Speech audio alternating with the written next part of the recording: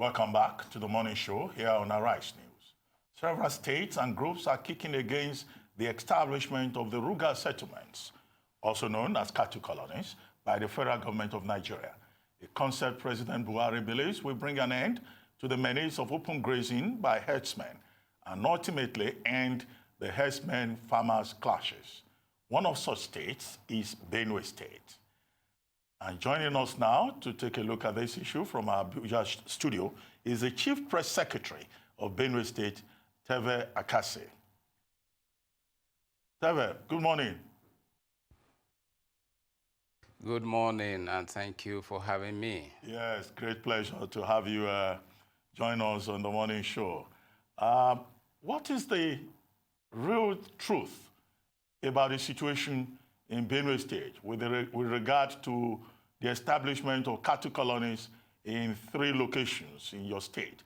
And I know that you have had to issue a statement objecting to the Federal Ministry of Agriculture setting up those farm settlements, something you dismissed or described as an imposition and a violation of state law in Benue, and an abuse of the rights of the governor under the Land Use Act. Absolutely correct. You got that correct. This is a violation of the Constitution of this country, the Land Use Act, and the Open Grazing Prohibition and Ranches Establishment Law of Benue State 2017. Now, when you violate such legislation, when you violate the law, what society are we running? This country is guided by laws, and the Constitution has made it very clear that states will make laws for the governance of their people. And it was in exercise of this constitutional right that Benue State made a law in 2017 to regulate livestock breeding. And the Land Use Act is very clear that the governor of a state should administer lands on behalf of his people. Now, you want to establish colonies, and you go to Benue State. You select 3 areas in the 3 senatorial zones without the consent of the governor, and you bring in contractors to begin work. So what kind of country are we running? So this is the issue. The issue is that the governor of the state government, is not aware that Ruga settlements are to be established in Benue. And even if he were aware, Governor Samuel Otom has made it clear that Benue State has a law in operation enacted in 2017. And this law provides that open grazing has been phased out, and anyone who wants to rear livestock in Benue has to go through the due process. And the due process is that you have to apply, if you don't have land, you will approach anyone who has land that you want to establish a ranch upon. And if that person wants to give the land to you, remember that the law says the land it shouldn't be sold. The person will now take your request to the Ministry of Agriculture, and the ministry will forward that application to the governor for assent. This is the procedure. Now, the establishment of Ruga settlements, by the way, why call a national policy, why give it an ethnic name? Ruga. It means Fulani settlements. Are you saying that if these settlements are established, other Nigerians do not have a right to operate in those settlements? Why give it an ethnic coloration? So, but that is not our problem. Mr. Akase, I want to be clear about the nature of your objection. Is it procedural? Because to reiterate your point, Benue has had a law in operation for the past 2 years ending open grazing, establishing ranches. So can you give us your distinction between ranches and Ruga settlements, apart from the appellation? If we're to use a different term, let's call them cattle colonies. What is the distinction and what exactly is the nature of your objection? Brilliant question you have there. The difference is that a ranch is a place where animals are kept, livestock are kept for breeding. Now, by their definition of what is a colony, a cattle colony or Ruga as they call it, is that there will be a group of ranches which will cover massive land, stretching into thousands of hectares.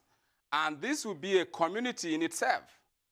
And this community will be provided with electricity, with roads, with water, and all the amenities that make life good.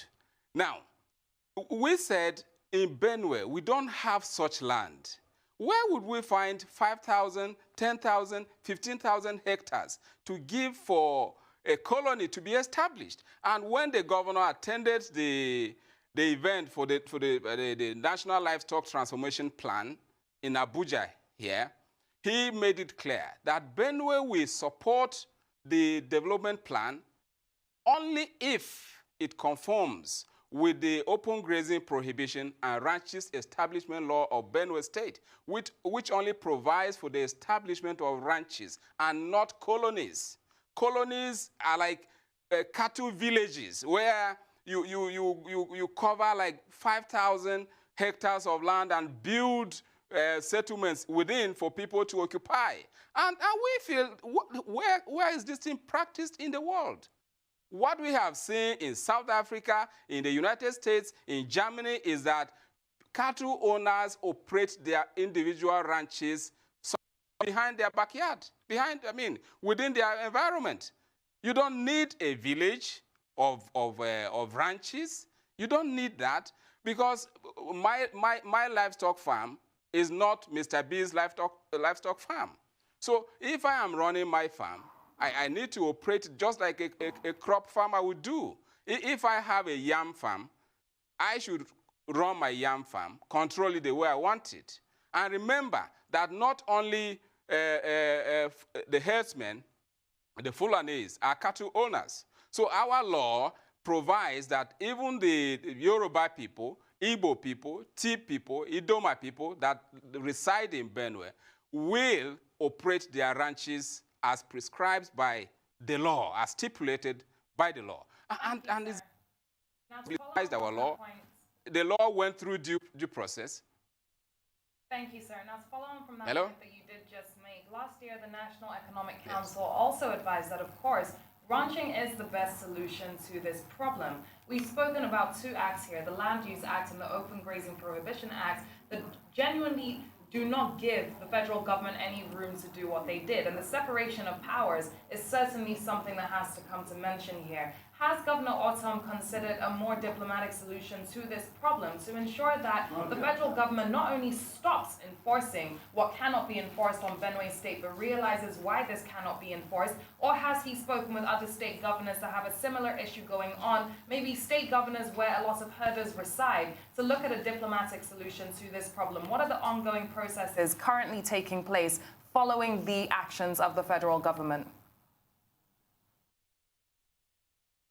Well, you see, we have made our position very clear that the Constitution gives state houses of assembly the right to make laws for the governance of the states. And due process was followed in making our law. So, and the federal government does not have such right to invade a state and cite a project without the consent of the state government. This is why I'm saying it is a breach of the Constitution, it is a breach of the Land Use Act, and so on. So the federal government needs to look inwards and say, look, what we are doing is wrong.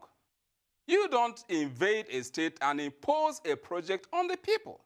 So we can't do beyond this. I mean, we have already made our position on that we will not be part of that project because it contravenes, it violates our law, And we have a right under the Constitution to make that law. So if the federal government needed to do such a project, it should have consulted with Benue State. Nothing of such was done. Well, and that's why we are saying it is an illegality, which has, and we have pulled out of it, and we expect that our decision will be respected. Well, Terver, let's put it like this. The decision to set up, these Ruga settlements was taken by the National Economic Council. We then came up with a livestock transformation plan. No, I'm sorry. I'm sorry to interrupt you. I'm sorry. Sorry, let me come in here, sir. The decision to establish Ruga settlements has never been a decision of the National Economic Council, which the governor of Benue State is a member. It is not. What the National Economic Council agreed was that ranching is the way forward. Welcome back to the morning show here on Arise News. We're still having a conversation with the Chief Press Secretary of Benue State, Terver Akase, over the decision of the federal government to set up Ruga settlements in Benue and other states of the Federation. Terver, I get your point. I mean, you have issues with the label Ruga settlements. You rather prefer ranches. But Leila asked a question before, we took that commercial break about, what steps the state government is taking. Is the Benue State government considering, for example, the option of going to court? Because here you are talking about state law, you are talking about the Land Use Act.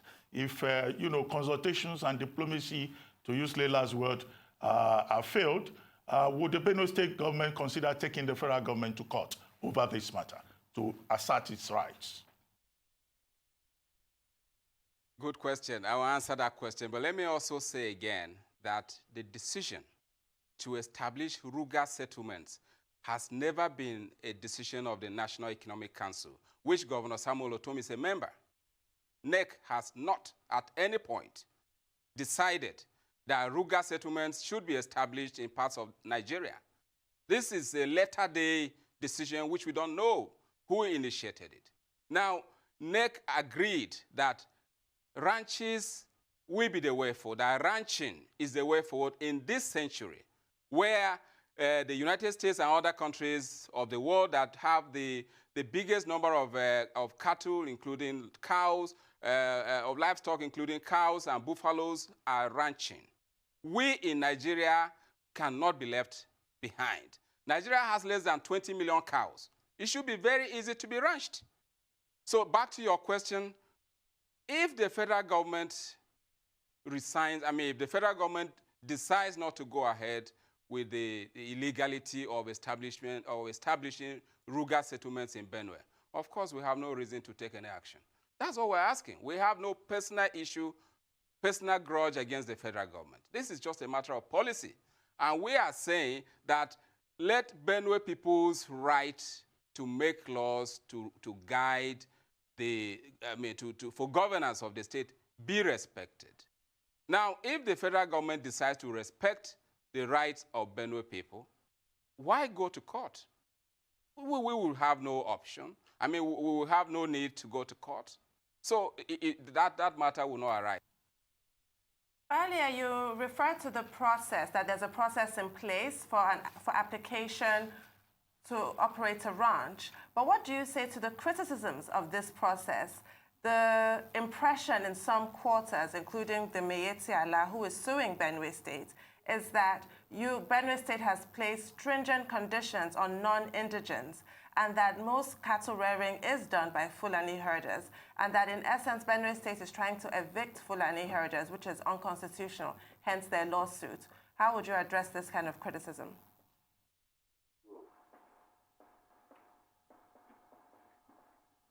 I think they need a copy of the Open Grazing Prohibition and Ranches Establishment Law of the Benue. By the time they read that law, they will see that the law protects herders as much as it protects the farmers. It's a win-win for Benue people.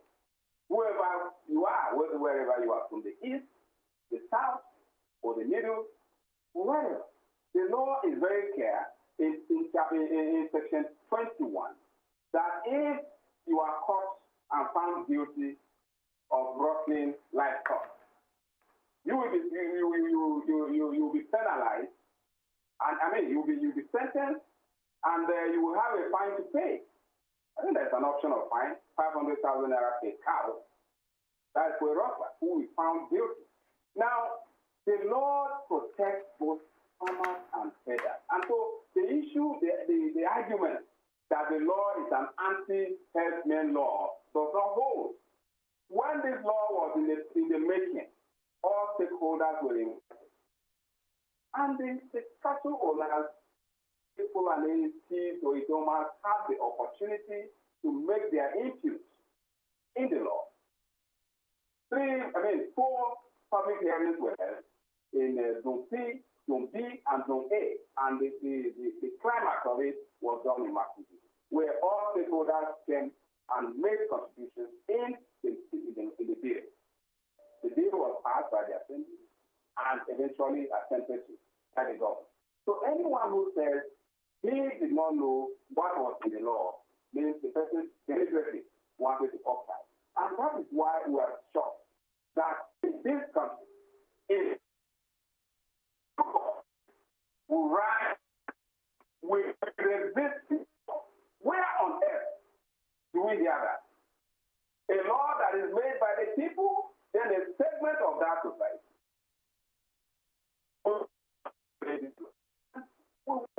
And these people go about, they hold press conferences here in Abuja and elsewhere and say these things and no one arrests them. No one arrests them. So it's funny. And I think it's making us look like we're becoming a laughing stock. What kind of country that a people, a section of society will stand and say we will not resist, we will not obey this law, we will resist it, this law will not stand. And nobody's watching. So that is the situation. And we are saying that, look, herdsmen, whether they are Fulanis, whether they are Yorubas, whether they are thieves, should take a copy of that law, which has been gazetted. They should take a copy and read, and they will understand that provisions of the law protect every person who wants to go into livestock business.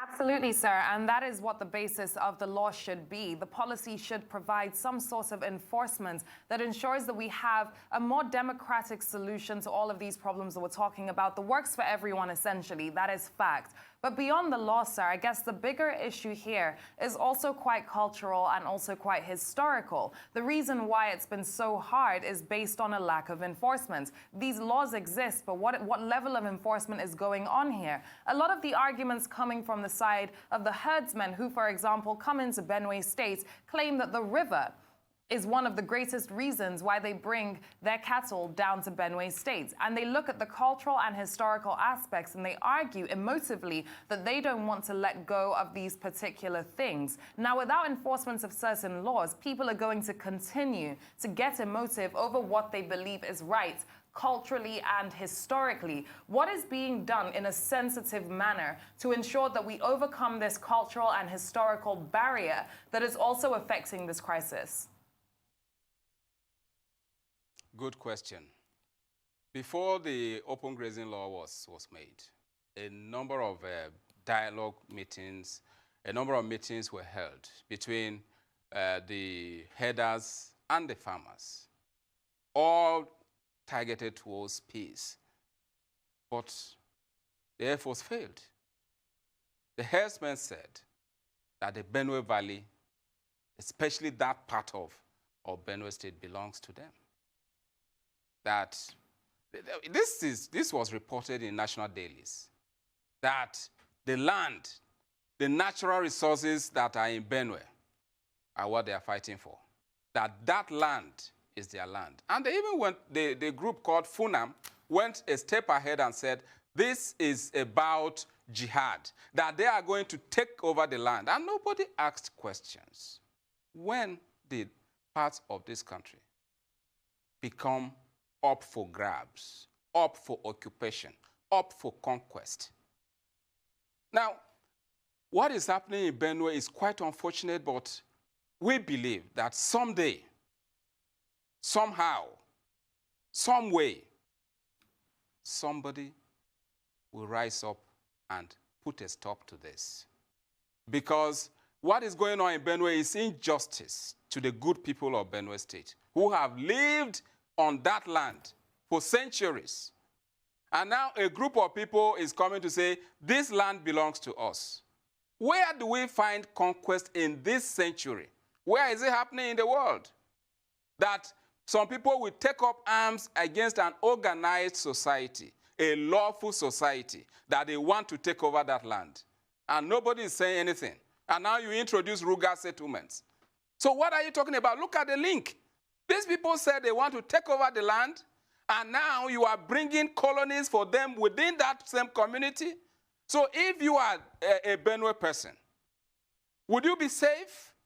Would you feel comfortable that somebody said they will take over your land, and somehow, just suddenly, another person is introducing a community within your community for that same person who said he will take over your land? This is, by the way, this is not something that has to do with our law. I'm just giving you because you asked a question about this, and I think it's also fundamental that we look at this.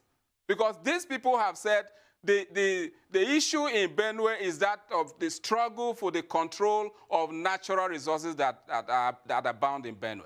And if you are now creating that opportunity for them to become indigenous in Benue, to reside there and become lawful within that community, the next thing will be to annex Benue and make it a colony, the whole of Benue.